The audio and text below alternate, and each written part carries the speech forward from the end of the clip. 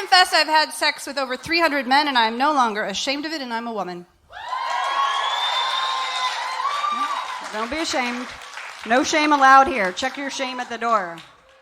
BedPost Confessions is an Austin, Texas-based live show featuring smart storytelling and anonymous confessing. Stories heard at BedPost Confessions, as well as sister shows Unspoken and Confess, all explore themes of humor, vulnerability, and emotional justice on varying topics. No matter the topic, the highlight of any BedPost productions is the participation of the audience members sharing their own secrets in the form of anonymous confessions, which are read aloud during the show. It's 8 p.m. on a Friday, and I'm sitting on a tiny-ass couch in the apartment of a man that OkCupid swears is a 95% match for me. I have plucked every hair off my body. I've taken a bath, and I've actually combed my hair. And I've driven to what was essentially South Waco with the hopes of getting some dick. So now, right off the bat, there are a couple of things that are wrong. One, he doesn't look anything like his picture. Still cute, but I was like, is that your friend? Or like, I thought he was a roommate when he answered the door. Two, he lied about his age. Yeah, shit was whack. Three, he lied about having a cat, even after I specifically told him I was allergic. Now, as a side note, I don't know how many of you guys have cats. I don't. I hate them. Those fuckers don't give a shit when you try to get away from them. So I'm moving this way and he's moving that way. And I'm moving this way and he's moving that way. When I decide to just give up and stand, he just circles my leg and gets fucking cat hair on my leggings. Anyway, feeling the impending swollen eyes and itchy throat coming, I ask him if he's ready to head to dinner. He mumbles something about ordering in before he grabs me by my waist and shoves his tongue in my mouth. Now, any other time, you know me, I'd be down. But Mr. Wiggles' dander was making its way all up in my throat and my nose. And now I couldn't breathe. So as I was struggling to get away and gasping for air, he pulls away, pissy, to ask me what's wrong, and I sneeze into his mouth. Not on his mouth, into his mouth. Snot, spit, everything. All of it. And while this may be forgivable and maybe even cute in a relationship, it turns out it puts quite the damper on a sexual rendezvous with a stranger. So on the ride home, I'm replaying the moment over and over again in my head, asking myself the important questions. Why didn't I turn my head? Why didn't I cover my mouth? Why did I insist on wiping his face with his own shirt? Regardless, two things were very, very clear. I was never going to hear from him again. And I was definitely shutting down that stupid fucking OkCupid profile. But then it hit me. This was the end of yet another Sexless Month. So an hour later, I found myself uploading new pictures to my Plenty of Fish account because I fucking refused to go through September, to make to the end of September without a penis in my mouth. So let me back up. It's been 18 months since I've had sex. Oh yeah, give it the gravity it deserves. Yeah. Let it sink in. That is 547 days. That is 13,148 hours. I am scared to ask Google how many seconds or minutes it is, lest I'd slice my wrist open. Bottom line is, mama is in a drought. And you know, it's not on purpose. I'm not soul searching. I'm not trying to work on myself. I'm not taking a break. I just can't seem to find any dick. And, you know, before you say that shit that your friends say, the obligatory shit like, what? That's crazy. True, it is. Or, women can always get laid. Not true. Or, but you're so cute. True. Or my personal favorite, have you really put yourself out there? To which I respond angrily with my tired of your shit black woman face. And if you're not familiar with what that is, it is this.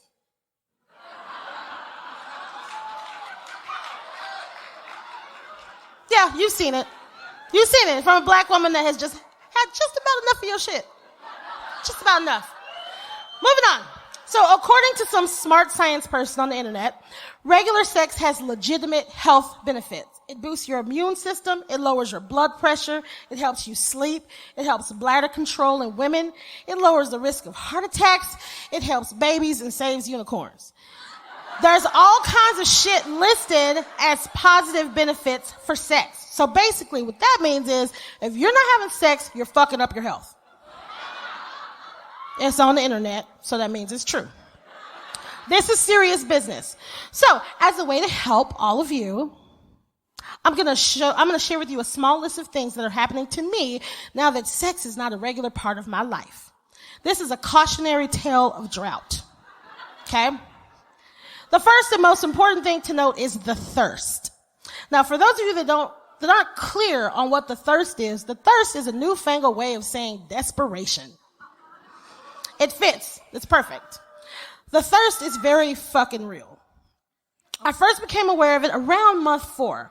I started noticing men that I wouldn't have normally. Now, as a whole, I'm pretty open when it comes to men, but I definitely have a type that I'm attracted to. Typically, he's either one of these things. He's either a silver fox with a great smile. Oh, fucking silver foxes. A large, black, bald man with a great smile. A nerdy, bearded white boy with a great smile. Or any ginger. I mean it. There's something about a man with red hair. All those cute fucking freckles. And if he's got a red beard, fucking forget it. My panties are off before he even talks to me. Anyways, my point is that I have a type typically. So when the thirst first hit me, I started noticing not just men that I wouldn't normally notice, but all men. Every man that came anywhere near me was a possible bedmate. If he was moderately attractive, I can make it work. And my definition of moderately attractive changed depending on how hard up I was. On any particular day, whatever. It was insane. So I had this 5-point check system, right? Upon seeing any man within seconds, I would do this. 1, wedding ring. No ring? Check. Awesome. 2, teeth. Do they look clean? Check. Great. 3, eyes. Does he look like he'll chop me up into pieces? No? Awesome. Check. 4, in case I'm wrong about number 3, can I take him in a fight? Or, yeah. I mean, it's important. Or can I hurt him enough to slow him down? Or, if I just go dead weight, can he navigate my fat and move me around? Number 5, are his hands creepy? And by creepy, I mean overly dainty and small, or sausage-like, or dirty, or do they look like big giant hands, or are they weird color? You know, creepy, like whatever. Everybody is shallow about something. I'm shallow about hands. Like I don't want your hands on me if they look like you've been outside punching brick walls, or if it looks like you've never worked a day in your life and they're smoother than mine. That shit is gross. I'm not sorry and I don't give a fuck. I don't like it. So anyways, 5-point check system. If all points were good, I'm going in. During the thirst, I shamelessly flirted with every man. 19-year-old dude at Chipotle? Yes. Nice 60-year-old man from Sri Lanka that works at my car wash by my house? Yes. Bartenders, cops, dudes on skateboards, surly doormen, old rich men, co-workers, random niggas on the street. I didn't care. Even though there was a voice in my head the whole time, like, bitch, you being real thirsty. I couldn't stop. It was thirst. What do you want me to do? Secondly, the drought fucks with your self-esteem. Now, don't get sad, because this is fucked up. Before you feel sorry for me, you got to hear how fucking ridiculous I am. So it's month 12, and I'm getting ready to go dancing. And normally dancing is my cure-all, right? It's the thing that cures everything for me. This night, I can't find shit to wear. My hair has been an asshole. After no less than 7 changes of clothes, and my sister threatening to beat me down, I settle on an outfit that I love. It fits tight on my ass, it shows off my tits, it makes me feel powerful. And I'm feeling good, right? Until I step into the party. All of a sudden, everything I have on is wrong. And this voice in my head is like, this is why you can't get laid. Why did you wear this? Why are you putting on pink and purple at the same time? Like, what are you doing, bitch? This is why you aren't having any dick. As I'm fleeing the party, lest someone see my Quasimodo-ness, yeah, this cute-ass boy, Quasimodo.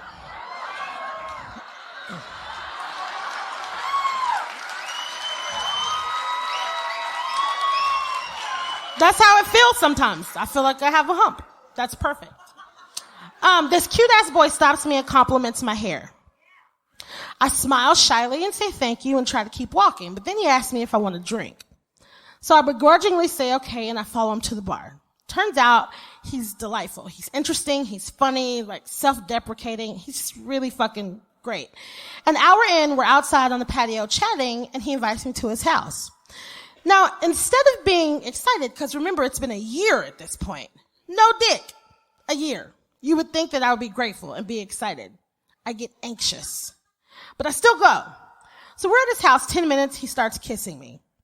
Backs me into a door, pins my arm up, kisses my ears, kisses my neck, biting my lip, pulling my hair. Y'all know I love that shit. He's doing everything right until he goes to put his hand up my shirt. And all of a sudden, here comes that fucking self-doubt again.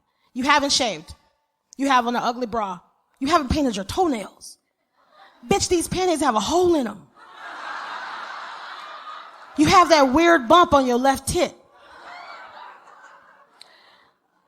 Obviously, you're all thinking what I should have been thinking. Who gives a shit? Rational Nikki knows that men don't give a fuck about that. Rational Nikki knows that if a man is kissing you on his couch at 1:30 in the morning, he doesn't give a fuck that you haven't shaved your vag in 2 weeks. It's true. Rational Nikki knows that when he is looking down on the top of your head while you're giving one of your signature blowjobs, he's not going to care that your hair isn't combed.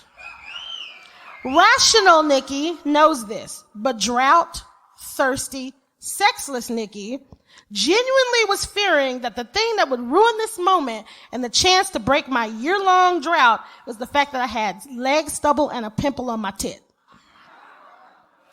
So, in the middle of this hot makeout session with a tattooed cutie, I abruptly stop and say I have to go. Yeah. When he asks why, it gets worse. And this is not a joke. When he asks why, the only thing I can think of to say is, 'cause I gotta take a shit.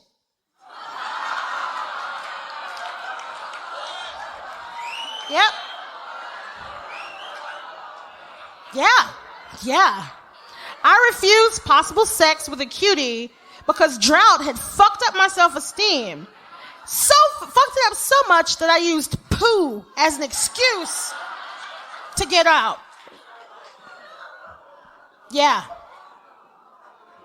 Thirdly is what I affectionately have started calling the cloud. The cloud is confusion. When you start to completely depart from what you know you like and crave and love. It's when you've reached the point that all bets are off and you officially have no fucks to give. All of a sudden, you start to think, that homeless man that asked to stick his finger in my butt the other day, he actually had really nice arms. I wonder what those dirty arms would look like holding my legs behind my head. The gross dude at work that spits when he talks. It's like, I wonder what else he can do with that tongue. The crass little fucker outside of your favorite convenience store that you once had to call the cops on now seems like a misunderstood young man that just needs a little TLC. Maybe in the form of a nice blowjob in the backseat of your car, followed by him fingering you while you smoked a joint. I don't know. Yeah, thugs need love too. Probably the worst, most embarrassing, but my favorite cloud situation was the 2 weeks that I decided that I liked pussy. And I was bisexual. I convinced myself that I could totally be into women. So I met a lovely woman on Tinder who I confidently told that I've been with women before and I wasn't a pro, but I could show her a good time. After a few days of flirting, we met in my favorite bar, and she's beautiful. Wild curly hair, intense brown eyes, about 6 foot tall, cutest smirk I've ever seen.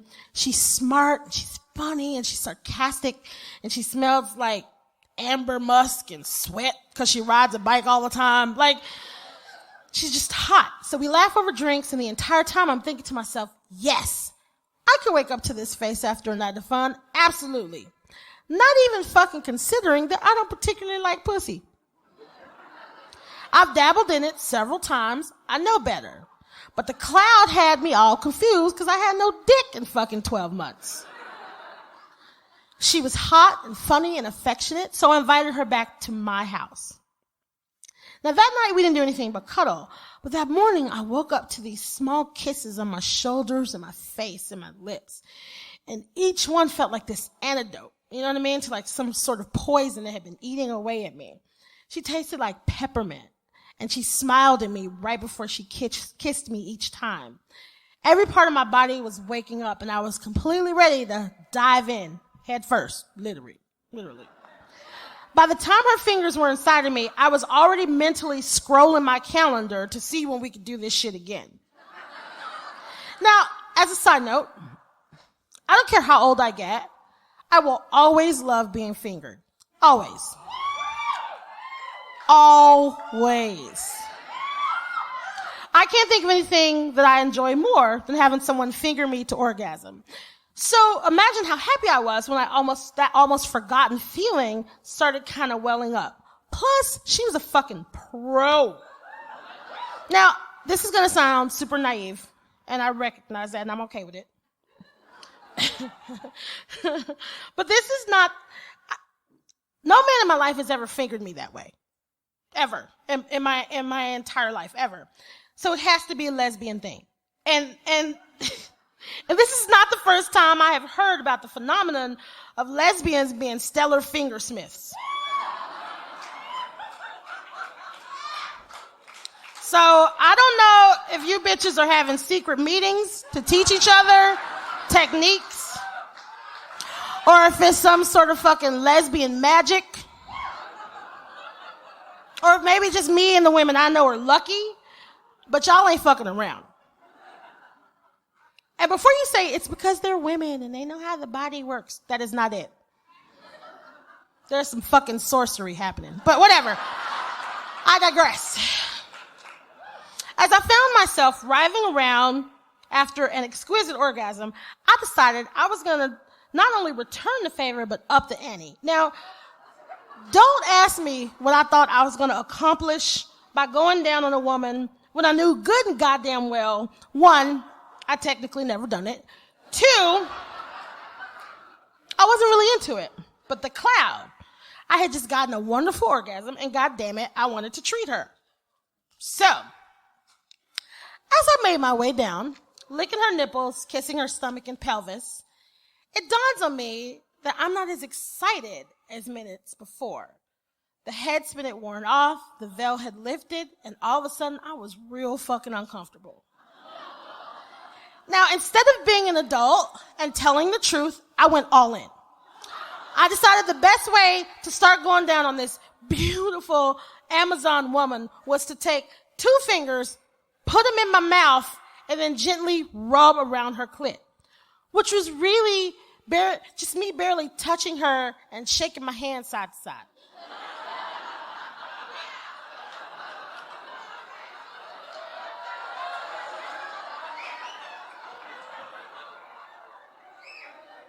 And then,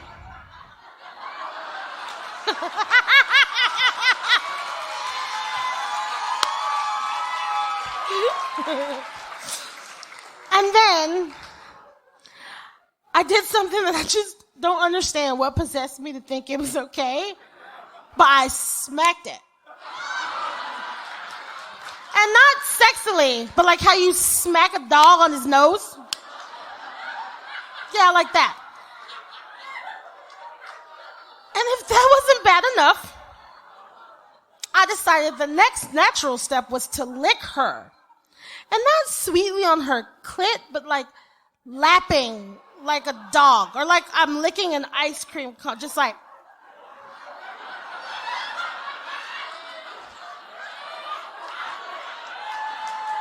Over and over.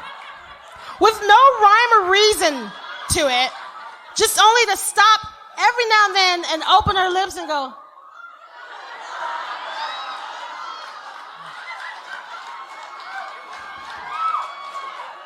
All I could liken it to is like licking your plate clean. Like,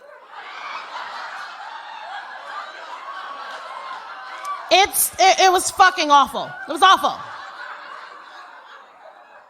I knew I was doing a terrible job, but I felt like now I started, I had to finish.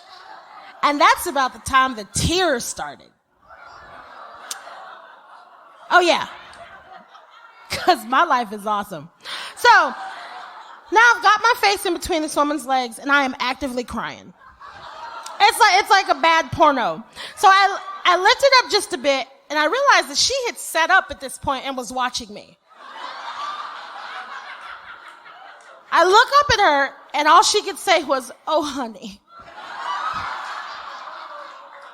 before she bursted into laughing for what seemed like 15 minutes. Now, while I sat there with tears, smeared mascara, and pubic hair on my face. Now, she was super nice about everything. She told me it was okay. She said she kind of had an idea that I was straight. She was gracious. She was kind. She asked if I wanted to have a drink later. No. I was like, yeah, hit me up in a few days. As I dropped her off to her car, one thing was very clear. I was never going to see her ass again. Now, I would love to be able to say that the drought has taught me a valuable lesson. I would love to say that crying in a stranger's vagina has made me learn some lessons about myself. But truthfully, it hasn't taught me shit. It just makes me realize that I will use every resource available to me, embarrass myself, test my morals, and lower my standards in order to get some dick. But if I'm being honest with myself, I already fucking knew that.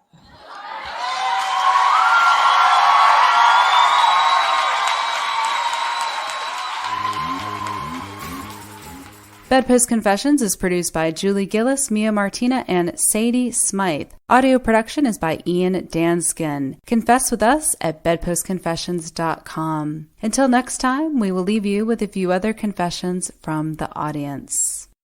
I confess I went camping the other weekend and shot a Roman candle out of my ass. Now... A little bit dangerous, but kind of awesome. Yo. I confess, I'm in love with my ex-girlfriend's twin sister.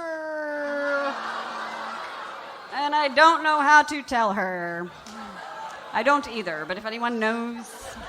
We should start some sort of forum online. I confess I went to a swingers club on a fourth date and I got a standing ovation. Was it because you shot a Roman candle?